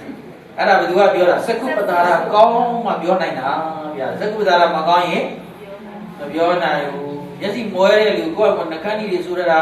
မကြီးမညာတွေဖြစ်နေတာကိုသူသိမလားမသိပါဘူးသူများပြောမှပဲဟာဘယ်လိုတွေဆိုရတာလဲအကုန်လုံးတော့တာကိုယ်ကားတွေဖြစ်နေပါလားဆိုရင်ဟာကိုယ့်ကိုသိဖို့ဆိုတာကိုယ်မှာဘာကောင်းမှသက္ကုပ္ပတာရကောင်းမှအဲ့တော့နေရာကတိုင်းပေါ့ဒါကတော့မျက်နှာမှာပြုပြင်တာကိုပြောတာဒီမြင့်အဝိဇ္ဇာလည်းပဲပါလေညီညွတ်သည်မညီညွတ်သည်အစဉ်ပြေသည်မပြေသည်ကိုသူကပြောမှလေဟုတ်တယ်အဲ့တော့ဝိညာဉ်တရားလည်းဟုတ်လားမဟုတ်လားဟုတ်ပါတယ်ညီညွတ်သည်မညီညွတ်သည်ကိုပြောကြတဲ့ကဲလို့ဗာလဲဖြစ်တော့ကြောင့်သက္ကုပ္ပတာရကိုပဲသက္ကုပ္ပတာရယုတ်ကိုပဲဘာလို့ခေါ်လိုက်လဲသက္ကုလို့ခေါ်လိုက်တာဒါတစ်ချက်သောင်းထဲမှာပါပြီးသားပါနော်သောင်းထဲမှာပါပြီးသားပါနားလည်အောင်နဲ့နားတော်ပါတဲ့ဒီကနော်သောင်းထဲမှာရှိပြီးသားနောက်တစ်ခုရူပါယုံကိုတာယာတကဲ့သို့ဖြစ်တတ်သောကြောင့်သက္ကုပ္ပတာရယုတ်သည်သက္ကုဟောသက္ကုပ္ပတာရအကြည့်တဲ့ကောင်းမှတာယာတရားကောင်းတဲ့ရူပါယုံလားတာယာတရားမကောင်းတဲ့ရူပါယုံလားဆိုတာခွဲခြားတတ်မှာပေါ့ဟုတ်လားဒါကြောင့်မလို့ရူပါယုံကိုတာယာတကဲ့သို့ဖြစ်သောကြောင့်လည်းပဲသက္ကုပ္ပတာရယုတ်ကိုဘာလို့ခေါ်လဲသက္ကုလို့ခေါ်ရတယ်တာယာတရားကောင်းတယ်တာယာတရားမကောင်းဘူးဆိုတဲ့အဖြစ်ဟာဘာဘယ်ပတာရကောင်းမှလဲသက္ကုပ္ပတာရကောင်းမှဒါကြောင့်မလို့အဲ့ဒါလူပိုင်းကိုတာတကယ်ဖြစ်တဲ့ကြောင့်လည်းဗာလေသက္ကုပ္ပတာရယုတ်ဒီသက္ကုဉာဏ်နဲ့နောက်တစ်ခုကဗာလေအစင်းရူပါယုံကိုထင်ရှားစွာမြင်တတ်သောကြောင့်သက္ကုပ္ပတာရကိုဘာလို့ခေါ်လဲအဲ့တော့ပတာရကိုပဲသက္ကုလို့ခေါ်တာပါဗျာသုံးခုလုံးอ่ะเนาะအဲ့ဒါနဲ့အဓိပ္ပာယ်လေးတွေကတော့သူဟာလည်းသူပေါ့အစင်းရူပါယုံကိုထင်ရှားစွာမြင်တတ်သောကြောင့်သက္ကုပ္ပတာရကောင်းမှအစင်းရူပါယုံကိုထင်ရှားရှားမြင်ရတယ်လေ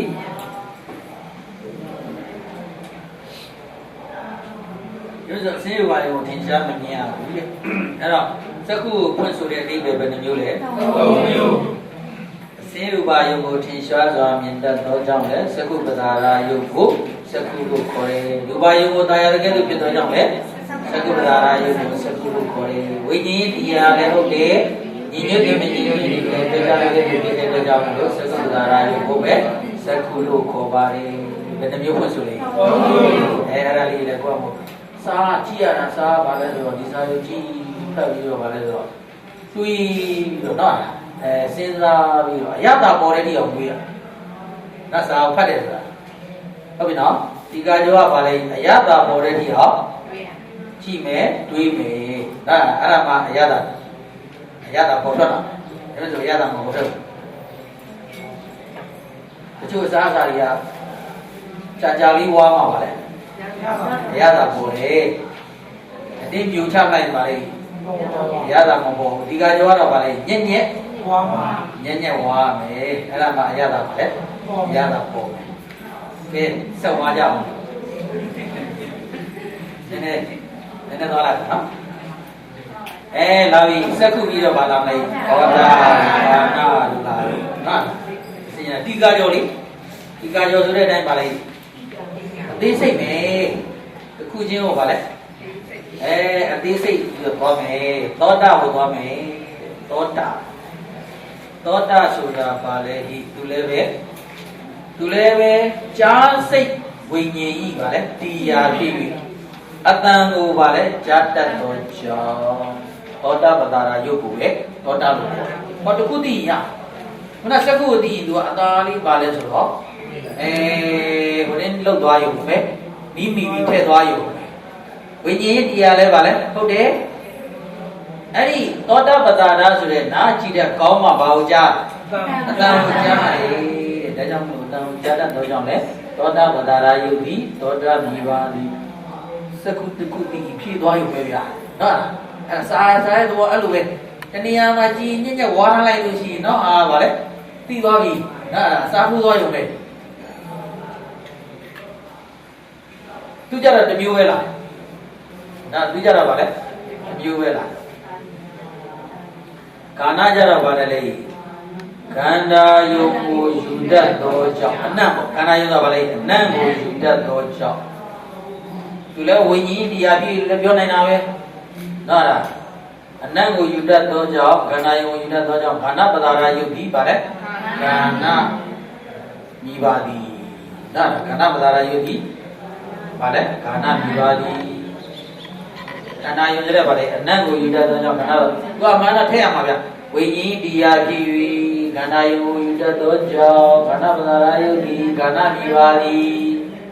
နားလားစကုတော်ကပြောတယ်လို့ဆိုရင်နဲ့နားလားတာယာသောအာယုန်ကိုဗာလဲတာယာတတ်သောကြောင့်လည်းပဲခန္ဓာမိပါသည်အနတ်ကောင်းကောင်းဆိုတာယာလားမတာယာလားတာယာနာစကုတိုင်းကြောင့်ဖြစ်မယ်ဆိုလို့ရှိရင်လည်းဖြစ်လို့ရတယ်ဗျဖြစ်မယ်ဆိုရင်နော်စကုတိုင်းလေးစကုတိုင်းဖြစ်သွားမယ်ဆိုရင်လည်းဖြစ်လို့ရတယ်နော်ဖြစ်လို့ရတယ်ဖြစ်ကြတော့တော့ခန္ဓာကြတော့ခန္ဓာယုံတာယာတကယ်ဆိုဖြစ်တတ်သောကြောင့်ပါလေခန္ဓာပဒါရယိဒီခန္ဓာမိပါသည်ခန္ဓာယုံကိုထင်ရှားစွာပြတတ်သောကြောင့်ခန္ဓာပဒါရယိဒီခန္ဓာမိပါသည်လို့သုံးမျိုးရေးမယ်ဆိုလို့ရှိရင်လည်းဘယ်သူမှအပြစ်မပြောပါဘူးရေးလို့ရပါတယ်ဒါဒီယူလို့ရတယ်မရဘူးလားမရပါဘူးအဲဒီထဲမှာမပေါ်ပြတာမယ်ဘာလို့ကြည့်လိုက်လဲအဲ့လိုလေရေးလို့ရတယ်ပြီးလောက်ပြီဆိုပြီးသူကပါလေခြံသွားတဲ့ပုံနားအဲ့နဲ့လေးအရသာတွေ့ရလားဒီကာကျော်အရသာနော်ဘာရသာကြီးမှလည်းမသိဘူးအဲရင်းနှစ်တွေကတော့ပြောတယ်ဗျတချို့ကတော့ဘာလဲဒီကာကျော်လည်းဘာကြီးမှလည်းမသိဘူးဘယ်လိုကြည့်ရမှလည်းမသိဘူးဆိုပြီးနော်သဘောမပေါက်ရင်မကြက်တတ်ဘူးနော်သဘောမပေါက်ရင်တော့ဗာလဲကြက်တတ်တယ်သဘောပေါက်ရင်လည်းကြက်တတ်တယ်ကိုယ့်ကိုယ်လည်းပြန်ရေးနော်စာရီရလေထုတ်ပြီးတော့ကိုယ့်ကိုယ်လည်းပြန်ရေးအဲ့ဒါမှဘာလဲဆိုတော့ပို့ပြီးတော့သဘောကျစေဝါကာယနော်နည်းနည်းတော့ဘယ်နဲ့အချိန်လေးကနည်းနည်းနောက်ကျတော့ဟောလိုက်ပါဦးစေဝါကာယရဲ့အဓိပ္ပာယ်လာပါယူပြစေဝါတဲ့ဘာလဲစေဝါဆိုတော့စီဝိတလာတာစီဝါဇီဝိတအသက်ဤအကြောင်းဖြစ်သောကြောင့်ရတ္တာယုန်ဒီစေဝါရတ္တာယုန်ဒီပါလေစေဝါ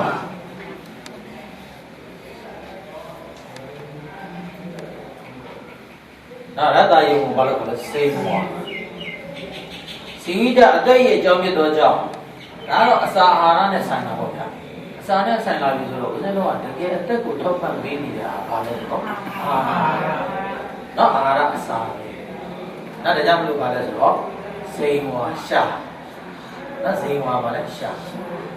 စမ်းစားနိုင်လို့ဘာဖြစ်သွားအဲ့ဒါဒီကျမကြီးမကောင်းလို့ဘာမကောင်းလို့ကျမကြီးမကောင်းမယ်လဲစားတော့ဒီစားနေဘာဖြစ်လဲ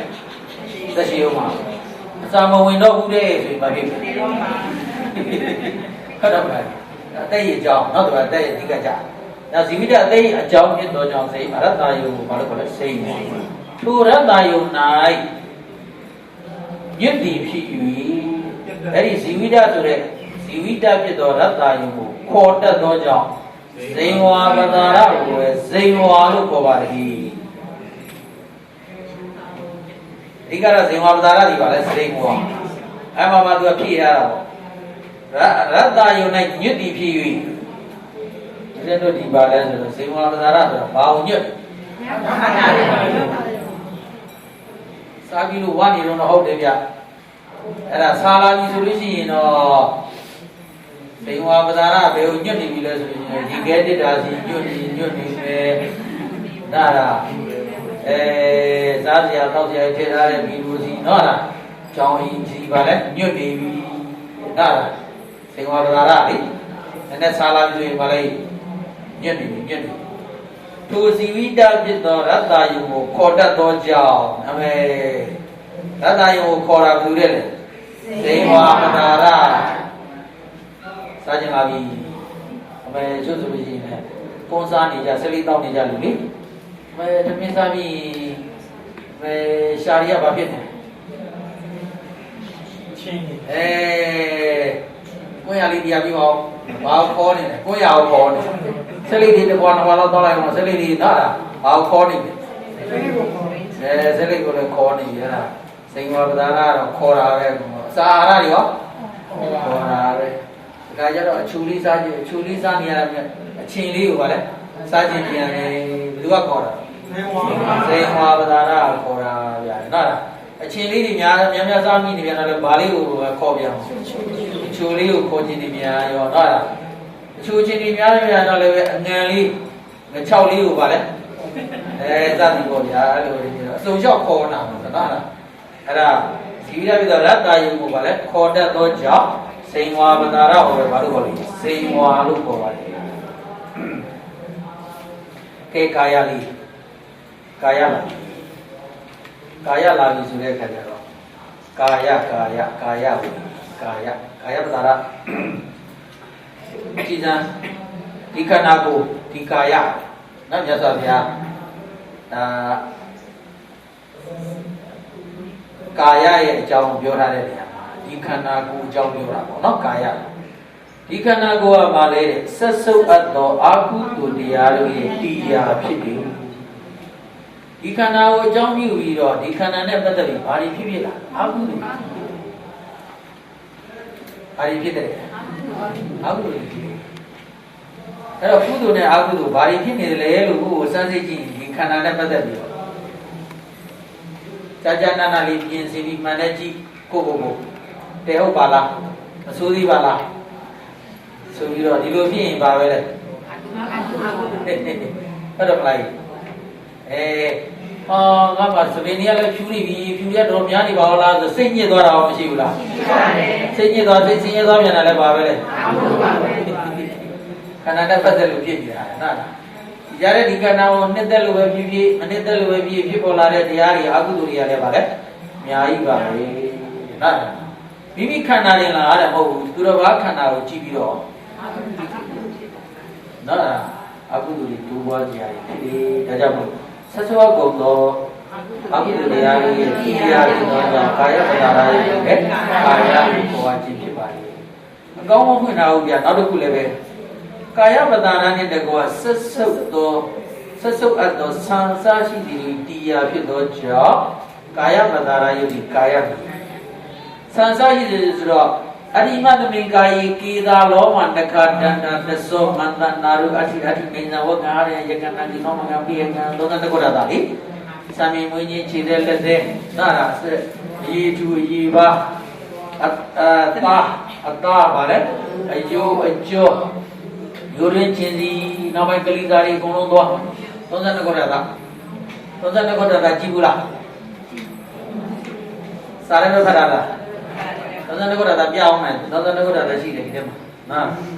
32ခုတည်းသားဟမ်32ခုတည်းအခုမပြသေးဘူးနောက်ကြမှာပြနော်အဲ့ဒါဆက်စွတ်တော်ဆန်စားရည်ဆိုဆန်လည်းပဲဆက်စွတ်တော်ဆိုပြီးတော့ခုနကြောင်းသားဆန်ဘာပြလာလဲဆိုတော့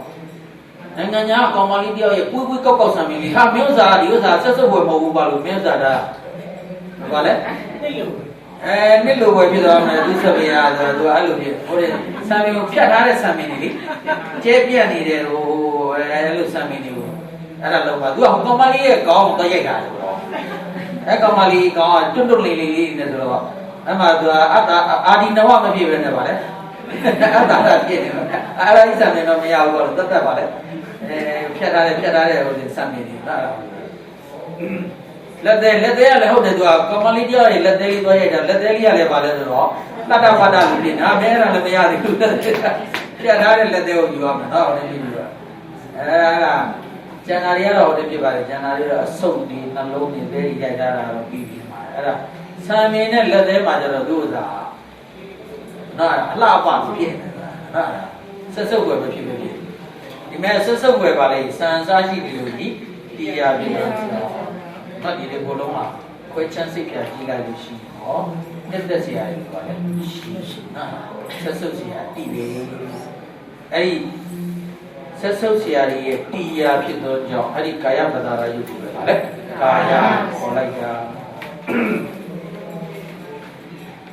ဒီခန္ဓာမှာတော့ဒီခန္ဓာကဘာလဲဆိုတော့အကောင်းနှစ်သက်ဖွယ်ရလို့ပါမှမရှိတာလူတွေကထင်းနေတာပဲနော်အထင်နဲ့သာအကောင်းတယ်လို့ပါလေမြင်နေတာနော်နောက်တစ်ခုကတော့ဗာလေဒုက္ခကာယပြီးတော့ကာယနဲ့တွဲတဲ့ဗာလေဒုက္ခလည်းရှိမယ်ဒုက္ခလည်းရှိနော်ဒီမှာတော့ဗာလေဒုက္ခပေါ့နော်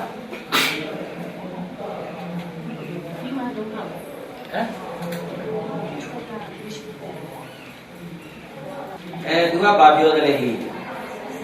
ဆက်စုပ်အပ်တည်ဖြစ်၍ကိုယ်၌ဖြစ်သောချမ်းသာကာယိကဒုက္ခကိုတူးဖြူဖြစ်စေတတ်သောကြောင့်ဝေဒနာဒုက္ခတော့မြန်ပါဗျာဒုက္ခဘာကိုဖြစ်စေလဲဒုက္ခကိုဖြစ်စေဒုက္ခဆက်စုပ်အပ်တည်ဖြစ်ကိုယ်၌ဖြစ်သောချမ်းသာကာယိကဒုက္ခကိုဗာလဲတူးဖြူဖြစ်စေတတ်သောကြောင့်ဝေဒနာဒီဗာလဲဒုက္ခ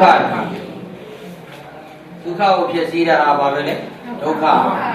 နောက်တစ်ခါတနည်းအားဖြင့်ပြောလို့ရှိရင်သီးခံနိုင်ရသောကြောင့်ဝေဒနာဒီဒုက္ခဒုက္ခဝေဒနာကိုသီးခံနိုင်ခဲ့ပါဘူးနော်ဒုက္ခဝေဒနာကြတော့သီးခံဒုက္ခဝေဒနာကိုသီးခံဒုက္ခဝေဒနာကိုသီးမခံနိုင်အဲ့ဒါလည်းပဲတစ်မျိုးပေါ့မှန်တော့ဒုက္ခကိုလည်းသီးခံတယ်ဗျာနောက်ဒုက္ခကိုလည်းသီးခံဒုက္ခကိုမသီးခံရင်မြောက်ကြောဖြစ်သွားတယ်ဟုတ်လားအဲ့လိုလည်းရှိတယ်ဒီမခံနိုင်ဒီခံနိုင်ကြသောကြောင့်လည်းပါလေဝေဒနာဒီဒုက္ခပဲဒါကြောင့်တခါကျယောဂဝေဒနာတွေနှိမ့်ဆက်တယ်မလားနှိမ့်ဆက်တော့ကြီးတွေပေါ်တွေလို့ပြည့်တော့သတိထားပါတရားလေးပါလေးပါလေတရားနှလုံးသွင်းမှာတရားနဲ့ဖြေပါနဲ့ပြောတယ်ဒါပေမဲ့ရပါဒီခံနိုင်တယ်နော်လေးခြင်းမရှိဒီခံနိုင်ဒါပဲလားဆိုတော့ဟိုဒီနောက်တစ်ခါပါလဲဆိုဝေဒနာအားခဲရင်သောအခွင့်ပေးခြင်းရှိသောကြောင့်ဝေဒနာဒီပါလဲဒုက္ခနော်ဆာမျက်နှာ31ပါဝေဒနာအားခဲရင်သောအခွင့်ပေးခြင်းရှိသောကြောင့်အဲ့ဒီဝေဒနာကိုဘာလို့လဲဒုက္ခကိုခဲရင်သောအခွင့်ပေးနောက်တော့ဦးဇင်းတို့ခလုတ်တိုက်ရင်ပဲခလုတ်တိုက်တာနားလိုက်တာအဲ့ဒါအဲ့ဒီနားတဲ့ကာလလေးကိုတော်တော်ပါလဲခဲရင်တာခံစားနေရတာပါလဲတော်တော်ခဲရင်တာนั่นတော့ခဲရင်တော့ခံစားတယ်မနစကုဝိညာဉ်နေပြီးသွားနတ်စကုဝိညာဉ်နေပြီးသွားပြီစာမျက်နှာ30ဒီဘက်အထက်မှာကြည့်လို့ရှိရင်ခုနဦးဇင်းတို့ဘာတွေ့ရတယ်လဲဆိုတော့နှစ်ကြောင်းမြောက်မှာနှစ်ကြောင်းမြောက်ရဲ့အဆုံးမှာစကုအစရှိတော်မီယာတံပရိဆိုင်စားရှိတော်ကိစ္စတို့ဖြင့်ခဏပါးပြားဖြင့်ဝေဖန်ခြင်းကဥပ္ပခါတာကိုစကုဝိညာဉ်စသည်ဖြင့်အာဂတလာရီအတွက်ကိုရှင်းရှားရေးဆိုပါဒီဘာဘာညာညာဟောပြတာလေးလားနော်အဲ့ဒါလေးကစောင်းထဲမှာဖတ်ကြည့်လိုက်ရင်အခုပြောပြထားတာလေးတွေနဲ့ဆက်ပြီးတော့နားလည်သွားရင်နော်နားလည်သွားမှာပါနောက်တစ်ခုကတော့ကျန်တာတွေကတူပါတယ်ဒုက္ခနေရာမှာဒုက္ခနေရာမှာဗာပြောင်းလိုက်ရုံပဲဆိုတော့ဒုက္ခလို့ပြောင်းရုံပါနော်ဒုက္ခလို့ပြောင်းရုံဆိုတော့ဦးဇင်းတို့ဒုက္ခရဲ့ဆန့်ကျင်ပဲဒုက္ခအကြောင်းသွားသူကြတော့ကိုယ်စိတ်ကိုကောင်းစွာချမ်းသာစေတတ်သောကြောင့်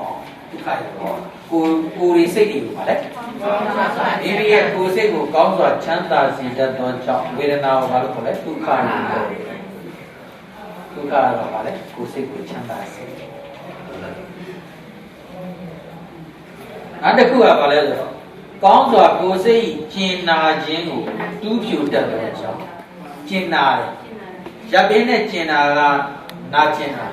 ရရင်နဲ့ကျင်တာဟမ်မြေ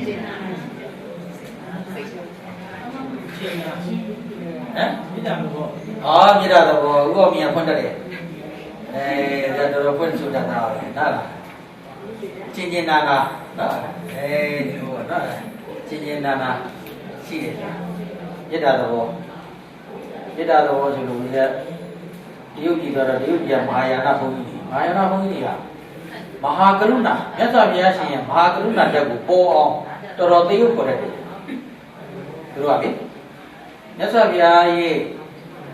ဂုဏ်တော်တွေကိုပူဇော်တဲ့နေရာမှာဦးဇင်းတို့ထေရဝါဒလောက်ကြီးသူတို့လောက်မပေါ်ကျူးနိုင်ဘူးပြောမယ်ဆိုရင်ဘုရားကိုကြည်ညိုတဲ့နေရာမှာဘုရားရဲ့တရားဓမ္မတွေကိုလိုက်နာတာတော့ထားပါ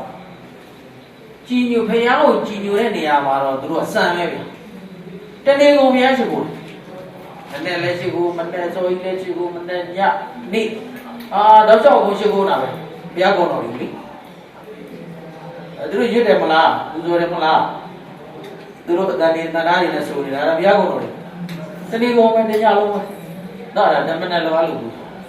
ဘုရားကိုကြည်ညိုတဲ့နေရာဘုရားကိုချစ်တဲ့နေရာအဲဒီလိုပြောရမှာအဲ့ဒါတော့မဟာယာနပါလေနောက်သူကတတ္တဝါတွေပေါ်မှာမဟာကရုဏာဆိုတဲ့မေတ္တာနဲ့တကယ်ချင်းချင်းနာနာသနာတတ်တယ်ဆိုတဲ့နေရာမှာလည်းပဲ ဘာဝတိလာတတ်တယ်လို့ဆိုရင်တတ္တဝါတွေကိုအကုန်လုံးဆိုတော့ဗာလဲတနာတယ်တတ်တယ်လို့စားတဲ့ချက်လေးတွေငှက်လေးတွေကစားနောက်ဆိုမဲတနာချင်းကရုဏာတက်ပိုးတယ်ဆိုပြီးမဟာကရုဏာသဘာဝကိုပေါ်ကျူးတဲ့နေရာတော့သူတို့ကသားတယ်ဗျနားလို့ကြည့်ဦးဇင်းတို့အသားစားနေတဲ့တတ္တဝါတွေပေါ့ဗာလဲတနာမညာရရောက်နော်တနာမငဲ့ညာရောက်အဲတော့ကျင်းကျင်းနာနာနာဘာနဲ့ကျင်းလဲကျင်းကျင်းနာနာနာကျင်းတယ်ဒါပါလေသူပြောတဲ့စကားကိုနားထောင်တော့အရင်ကပါလေနာကျင်းတယ်လူဆိုရင်ကရပ်ပင်းနဲ့ကျင်းတာနားဟုတ်ပြီဒီမဲ့တော့ပါလေကိုစိတ်ကျင်းနာခြင်းကိုဒါနာကျင်တဲ့သဘောပေါ့နော်တူးဖြူတတ်သောကြောင့်ဝေဒနာတွေပါလေဒုက္ခနာကျင်တဲ့ဝေဒနာတွေကိုနော်အဲ့ဒါတူးဖြူပလိုက်တယ်ကောင်းတဲ့ဝေဒနာတက်လေးကိုခံစားရတယ်ကျင်နာတော့တူးဖြူပလိုက်တယ်ဆိုတော့ဗာလေကျင်ချင်းနာချင်းဗာလေမရှိတော့ဘူး